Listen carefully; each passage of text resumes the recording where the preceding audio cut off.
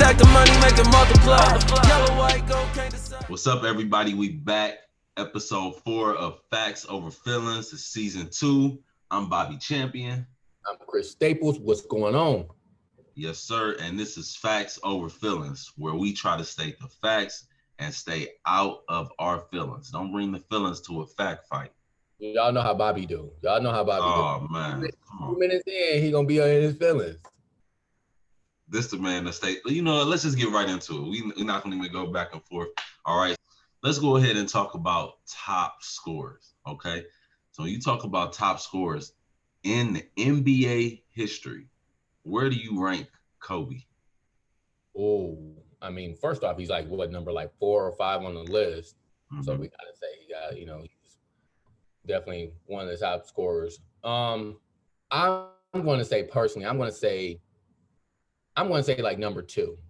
Number 2, okay. And who's over him? Who's one?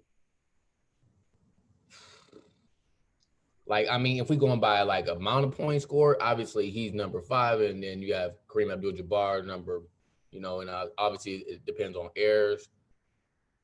I would say, dang, you know what? Like, I almost want to put him at number 1 when I think about it. Right. I really want to put him at number 1. I'm gonna change my opinion. I'm gonna say number 1. Okay. Because you know what? Because I can go on and on about the level of that Kobe scored at, and he could have scored in any era at it and had a clip for anybody. So, I mean, just looking at his resume, Kobe scored 50 points against every team in the NBA. Every team. That's a lot. And not saying like he didn't. And sometimes he scored 50 points multiple times. I'm just saying to have that on your resume, like, yeah, any team I ever went against, I put up 50 against them. So and times when he had those, like we're talking about he scored 81, but he could have scored 81 a few times. He just, they were blowing him out too much. So it's like, why even stat pat? And yeah, Kobe number 1, man. Let me stop. That's my fault. My fault, Kobe. I shouldn't even did that. I'm so happy you changed that because I was about to rip into you. I have to agree. Kobe is definitely number 1. And I think when you talk about the 81 points, that is phenomenal. And just off of the strength that in today's game where you have most guards in the league, like if you're not taking 10 threes a game, it's like, what are you doing in today's game? So I think if in today's game, Kobe might drop 100 almost easily just because he's taking so many more threes. The volume of shots are going up. The volume of threes are going up. The defense, I don't want to say it's worse than it was back then, but the rules are catered more to less physical. You said what? It has gone down, the defense? You have a few, don't get me wrong, you still have a few defenders in the league that can really lock up, but the defense has gone down. Right. So when you talk about, I would have to say Kobe is number 1. So now we have KLAY Thompson, who scored 37 points in a quarter. I don't think he's up at the 1. He's not at the 2. He's not at the 3.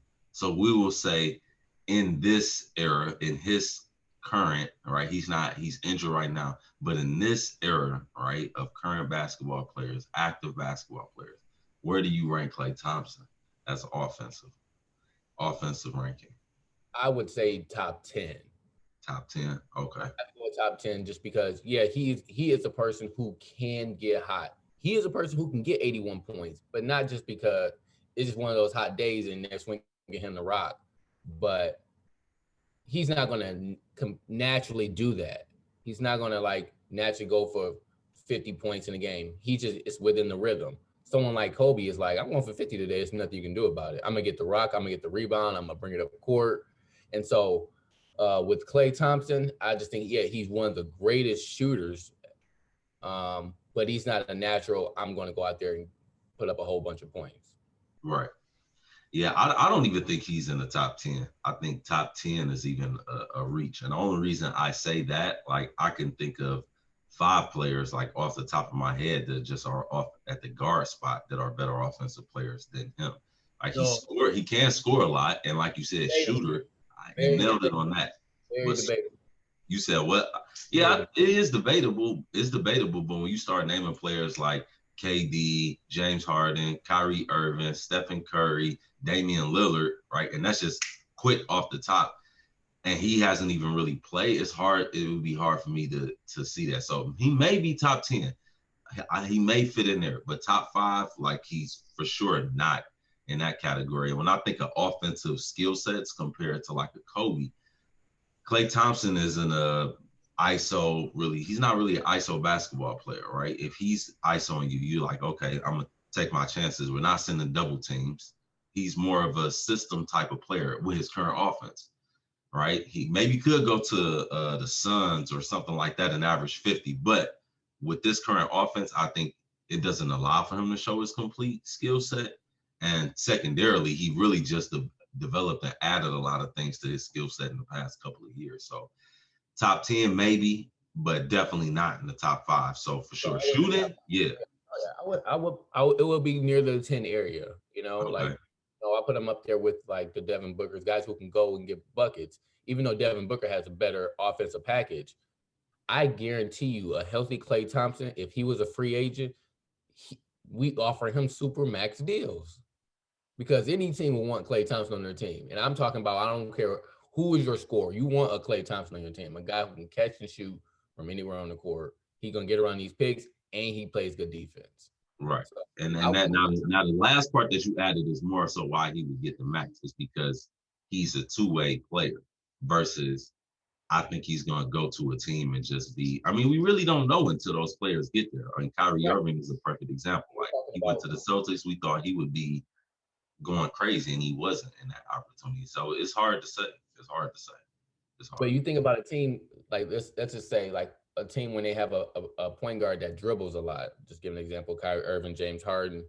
You want someone like Klay Thompson because he don't need the ball in his hand all day. Like, look, he's going to run around, he's going to get open. And all we gotta do is just toss him the ball. He shoot it. That's true. That's something. That's always a luxury. That's why everyone wants a KD on their team because he doesn't need the ball in his hand all day. He 1 or 2 dribbles and he can shoot it. Right. So, that's why I put Klay Thompson on that top 10 list. I agree, not top 5 or anything like that, but got to be in that top 10 as far as volume shooters. His consistency on the court, so. Right. Okay. All right. So let's go ahead and move on to the next topic. We talked about Kobe. We talked about Klay Thompson. Now, we've been talking about Kyrie Irving a lot. So I don't want to dive so much into him. Okay. But let's dive right into it. But so let's do this. Let's do this. I'm going to start it off on a positive note. Okay. Colin Sexton, right, beat the Nets twice, 2 games in a row. The Cavs beat the Nets 2 games in a row. Colin Sexton was phenomenal. What's going on over there? All right, I'm gonna give Colin Sexton his just due, but now what's going on over there? We got Kyrie. Is he gonna be able to stay, or are they gonna get rid of him? Like, what are they gonna do with this guy? Man, I really don't know. I mean, you said it like a true Nets fan. Man, I really don't know. Like, you sound really concerned. I'm concerned. You concerned, right? Okay. Just a minute. I think just our last episode. I'm not worried, man. I don't care if they lost that first game. Who cares? That's how I was thinking. Like, it's okay. They're going to adjust. You got to figure it out. KD sat out. It's a lot that was going on. They went to double overtime with the Nets the first time, right? And with the Cavs. Right. Kevin Durant played 50 minutes. That's bad coaching. I don't care whether you're going to lose this game. This is not an important game. Not technically not an important game. You don't play 50 minutes. You're not playing 50 minutes, bro. If you're playing 50 minutes, we're doing a bad job as a team. You should never be playing 50 minutes, which means that's a lot of weight right now on Kevin Durant. So he sits out the next game. And then now it's Kyrie Irving and James Harden first time playing together without Kevin Durant, and you lose again. So it's like, what's the issue right now? And as great as Kyrie Irving, he's been, so it looks from his angle, it's like, well, he had 38 points. He he was balling. You know what I'm saying? It wasn't like bad games, but the chemistry doesn't seem there. It doesn't seem like it's there. Mm-hmm. Yeah, you can go off, but who's taking the back seat? What level is it? I just think like with a player like James Harden, it looks like whether he's dribbling a lot, he does find the open man and gets the team involved. And he can go for triple doubles every night if he wants to. So I don't know. I just think we got a problem right now, and with the Nets, they might need to figure that out. And I think, and it looks like, what if one player gets hurt? Can Kyrie and James Harden hold it down? Man, do we need to go back some episodes? I could have swore that I said all the exact same stuff that you were saying when they was, oh no, don't look off now. When they was losing these games, oh, it don't matter. If they're coming in the eighth seed, I'm not worried. They didn't lose. They didn't lose with James Harden and KD. It looked pretty I'm easy. saying, but you were saying this before they even got James Harden. And I kept telling you, I said, listen, they cannot afford to go in a hole and have these games because, like I said, KD can't go back-to-back games really like that, right? Because he's coming off an Achilles injury. Kyrie, historically, he's just not going to play all of the games the rest of the season. He's not even hurt, and he's missing games. And then you got James Harden is just going to be in the exact same position he was with when he was with the Rockets. I was looking at it as, were you thinking James Harden going to be the problem over there? And now I'm looking at it like, no, James Harden he's looking pretty solid, looking like he just do this, So yeah, I don't know. I'm saying this is a concern right now. It's something to think about. Kyrie Irving still scoring buckets, so his trade value is going up if they want to trade for him. But overall they have bad defense. They don't have any defense. Exactly. They messed up by getting rid of Jared Allen. 100%. Because having another 7-footer come off the bench, that was something I said was a bonus for them. And then when they got rid of him, and you lose Karis LeVert and Spencer Dinwiddie's hurt, now I don't even know who's on their team. Like now it's legit. Like I don't even know who's really on y'all team anymore, except for the big three. Yeah, y'all don't have a bunch of vets like coming off the bench, like just going crazy or something like that. Like I think that they should trade Kyrie Irving. I think with the value that you get from KD and James Harden offensively, it negates Kyrie Irving, right? Because it's not like he's a two-way player like a Klay Thompson. Mm-hmm. Now, if you were to trade him, one, from a value standpoint, you can revamp your bench. You can add 1 or 2 pieces to your bench. You can add another, maybe two-way type of player that can help y'all out. And now you don't have so many issues. You cut down the issue with defense, and you don't have so many issues with, all right, 3 people need the rock in their hands that are starters. It was different with Karis LeVert because he even didn't have the ball as much as Kyrie is going to have the ball, So it's just, they have a stacked team. I think they're going to try it out the whole year because you're going to look dumb if you trade Kyrie Irving and then it doesn't work out. And it's like we had Kyrie. That I don't see it happening this season, but I think they should look to make a move. Who would you trade Kyrie for?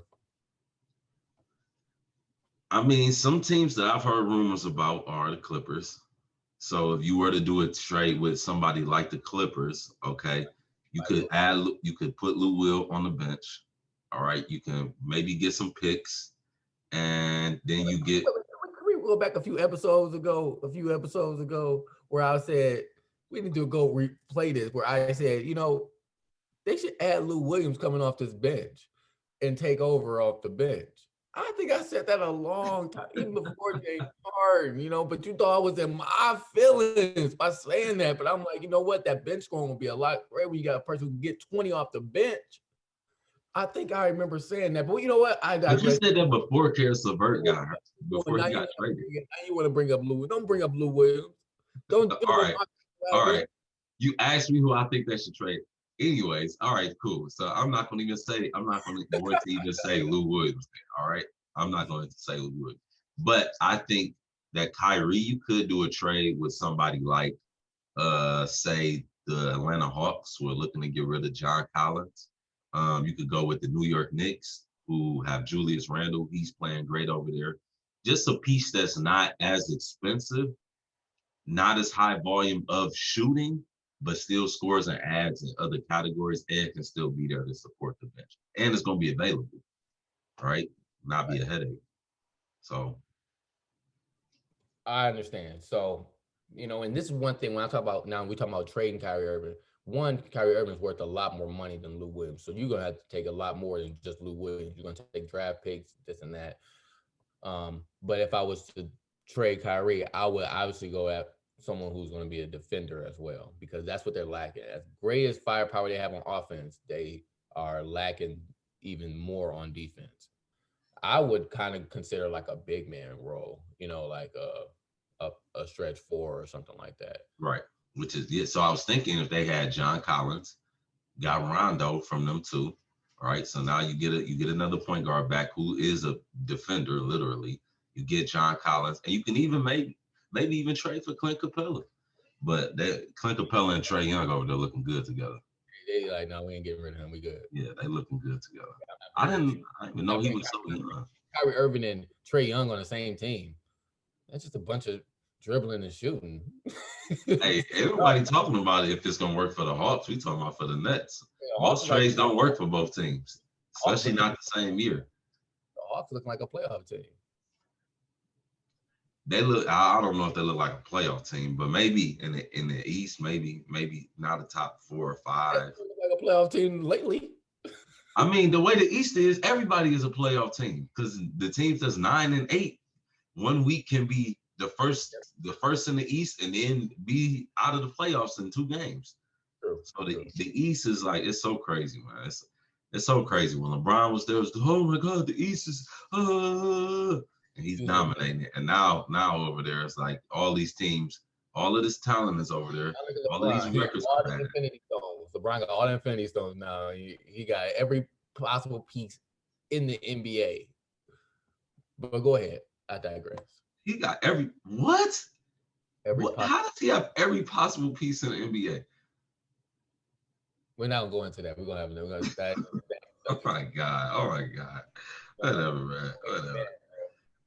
All right, here we go. Hating on LeBron. Speaking of hating, because Chris does that a lot, you guys. He hates on me, on LeBron, always in his feelings, just a hater. All right, so let's go on to this next topic, right? So as far as talking about haters, we have Karl Malone. Karl Malone criticized Zion Williamson, okay, and he said that Zion Williamson should be averaging 40 plus minutes a game, that he's out of shape. He's only 21 years old. There's no way that he shouldn't be averaging 40 points a game. Some people took it as hate. Some people took it as a fair criticism. But lately, we've had a lot of issues with active players talking about old players hating on them. Are the old players hating or are they being fair? All right. From my opinion, I believe Karl Malone wasn't hating. I feel like he's a guy who played in the NBA with the same, except when he went to the Lakers, but he played with the same team for like 17 years. He's the second all-time leading scorer. No, he's not hating. Karl Malone was a built, muscular NBA player. He used to body bully dudes. He's like a Zion almost. You know what I'm saying? Maybe not Zion's weight, but as far as strength, Karl Malone was that guy. So I don't believe he was hating. I just believe that's just his personal opinion. Like, we all have our feelings on that, and I don't think that's a hate towards move. He's not out there vocally talking about players or nothing like that. We never really hear from Karl Malone in that sense. He's now on national television being an analyst. Somebody probably asked him, and he told him what he felt. Now, on the other end, not to change the subject, but I believe what Shaq said was complete hate. Despite Mitchell? Yeah, because what Shaq is doing, Shaq is actually on TV every day, and he's talking about players and have his, he gets into his feelings and talking about each and every player. But what can you really say about Donovan Mitchell? Donovan Mitchell is young, early 20s, averaging 35 a game, playing in a tough conference, and he going out there doing his thing every night, and got heart. And so for Shaq to say something like that, I was just like, man, I would say exactly what Donovan Mitchell said. All right, whatever. Like, what are you going to tell me? You know what I'm saying? Because Donovan Mitchell, he's a guy he's a go-getter. I think Shaq would love to have a person like Donovan Mitchell on his team. So Yeah. And that's okay. So all right. Okay. See, I think that Shaq's comment first. Let me go on Karl Malone first. Let's go with Karl Malone. Okay. I don't think Karl Malone was hated. Okay. I don't think he was hated. But what I will say is, right, as far as longevity, Karl Malone was able to play almost 20 years in the NBA, right? When you look at how many minutes he actually averaged his second season in comparison to Zion, it's actually only one more minute. One more minute. And we all know Karl Malone is a mountain man, built, raised, chopping wood and on farms and all of this other stuff. So naturally in shape for him, it's just different than what the next natural human being is going to be for. Like his in shape, I mean, his in shape can be out of shape. You know what I'm saying? Like for him, but for somebody else, it could be the best shape in the world just because he grew up like that, up at 6 a.m. on farms, doing all of this other stuff, hiking, like before you even touch a basketball. So that's how I say as far as Karl Malone. Like, I don't think it was hating, but if you want Zion to have longevity, he's already had injury issues. He's built off of straight athleticism. His body is like no homo. I mean, pause. No other. Like for him to average 40 minutes right now, it's just not realistic. And I think his injuries are causing him to be out of shape, which will prevent him from playing that much.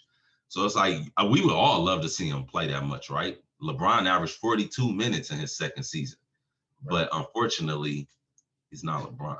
It's only one LeBron, you know. So I don't think it was hating, but I don't know if the criticism was fair just because it's injury. Now with Shaq, I actually don't think that was hating. I think it was more so bullying, more so of a form of like bullying, trying to inspire this player to be better. Because he started off and said, Donovan Mitchell, I love your game. He praised him. And remember, Kobe actually, when Kobe was alive, that was one of the players he did his special on, right? And studied his game and talked about all the things he needed to fix. And Donovan Mitchell came back extremely better the next year. But I think he sees something in Donovan that he saw in D-Wade and Kobe. I don't know exactly what he's looking for to say he needs to push, whether it's the leadership or more vocal, maybe shoot more. I don't know. But I look at it more as inspiration versus like a hating on Donovan Mitchell. I didn't see it that way personally. That's just me personally because Shaq, you played with Kobe Bryant, Dwayne Wade, LeBron James, Kevin Garnett. Like, you played with some awesome players. Donovan Mitchell is a guy who is going hard every night, but he's not playing with another superstar, not even close. That's true. So he got his work cut out for him. So to go and say, "Oh, you lacking this," no, I'm probably just lacking one other teammate. I mean, really, you think about it. So that's where I think it was the unfair criticism. Now to go back to Karl Malone and Zion, I mean, Karl Malone, when he got into the NBA, I'm sure he went to college. I wouldn't. Hold on, sorry, baby, going to my daddy and mommy some more because y'all moving around too much. I'm making too much noise. Go, hurry, move.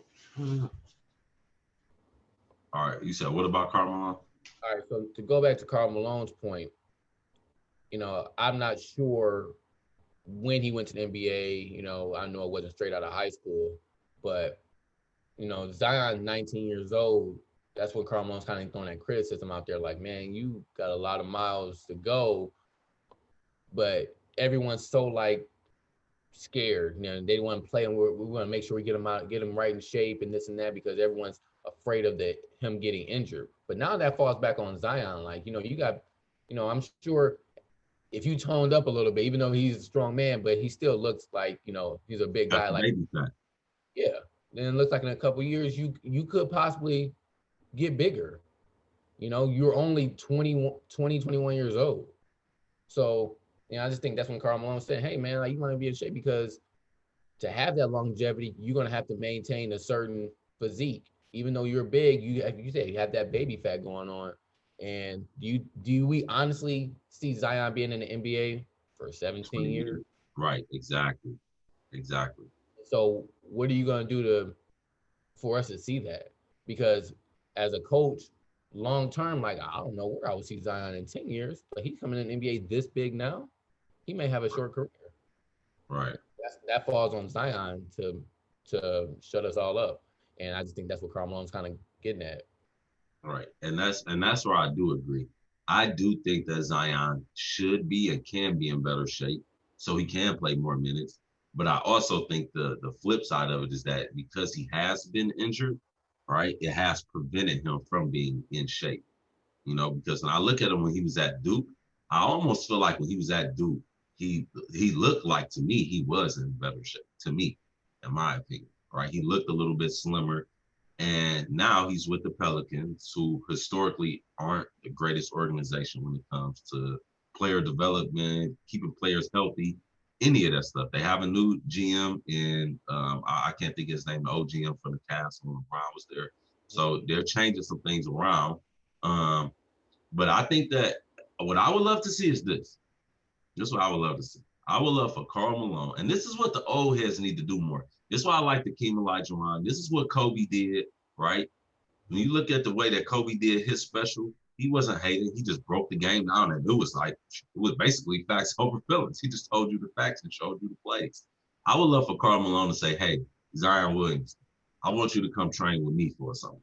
I want you to come train with me for a month, and let me show you how I was able to get little stuff that I was able to do." Because I really can't think of any part of Karl Malone's career that he wasn't in shape. You know what I mean?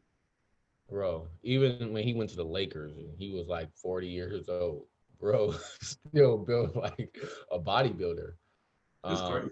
I agree with you, man. I don't really like to agree with you often, but I just think that that's what they need to do. They need to take these players on instead of just saying what they're not doing right.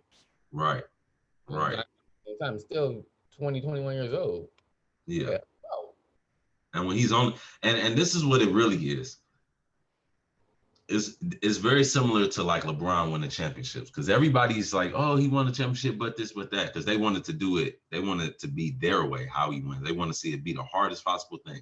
It's more so that we want to see Zion on the court for 42 minutes. Imagine if he was able to play 40 minutes or 42 minutes. Oh my God. Yeah. His stats would be ridiculous. They would be in the playoffs for sure. They would be a probably at least a top 6 seed in the West. Thinking about Zion, man, he doesn't make too many bad decisions on the court. That's when he gets to the basket. He's not just dunking on you. He's really good at making layups. Yeah, and passing. He's actually a good passer. He doesn't make, like you said, he doesn't go out there and make bonehead decisions. And when he's getting there, he has great body control, all that. But then there are times in the game where he's absent because he's sitting on the bench. And then the team is slowly losing the lead, which it's been happening almost every other game, where they will go out there, they'll be winning, and then they'll lose the lead, and then they don't know how to finish games. And I just think that it comes back to what Karl Malone's saying right now. Like, man, it would be, if Zion was out there a little bit longer, we wouldn't have that issue. And I think they're sending him out because they're worried about his minutes, and that's controlling the game as well. Yeah, that extra 2 or 3 minutes out there would be crucial. Big difference. Be super crucial. You strategize for a team, and Zion, and people know, all right, Zion, he leaving third quarter for 6 minutes in this third quarter. He leaving. We got to go crazy and get the momentum back. Yes, sir. Yes, sir. So I agree with a couple of the things you said, man. But I think more so than anything, just like those old heads, Chris, you need to stop hating on me, bro. Just stop. You're always hating. Just stop, man. Next episode, I need you to bring more facts. Get out your feelings and don't hate, man. Stop being like Shaq and stop hating. So now, then you're taking it too far now. You're taking it too far. I ain't hating. I always give you the facts. All right. Well, hey, everybody. Thank y'all for tuning in. Once again, this is Facts Over Feelings, Season 2. I'm Bobbie Champion. I'm Chris Staples. Yes, sir. Don't bring the feelings to a fact fight. We out. Peace.